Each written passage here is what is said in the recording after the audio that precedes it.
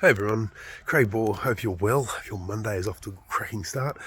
The little concept I want to talk to you about today is called catastrophising. It's one of the cognitive distortions or unhelpful patterns of thinking that we all commit on some level, more often than not for some of us.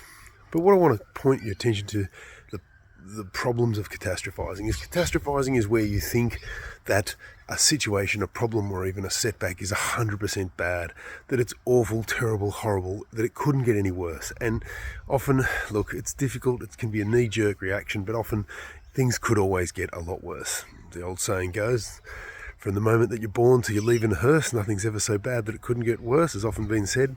And that's precisely the way I want you to start thinking about situations and things when they go wrong. It's easy to dwell on the negative. It's easy to focus and to filter, like I've mentioned before, and to really let the negative side of things appear much worse than it is.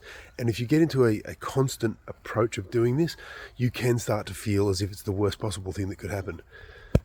It's like what Jocko said in Good. If you can find the good in it, you can pull yourself out of it. It's really as simple as that.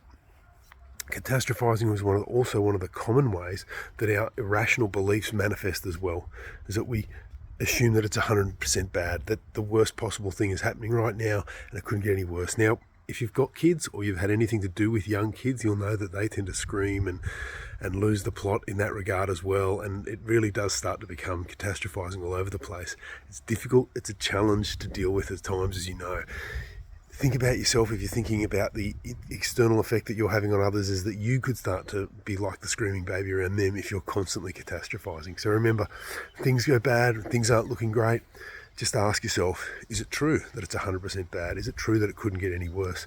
Does it logically follow that my assumption that it couldn't be any worse is that way? And is it helping?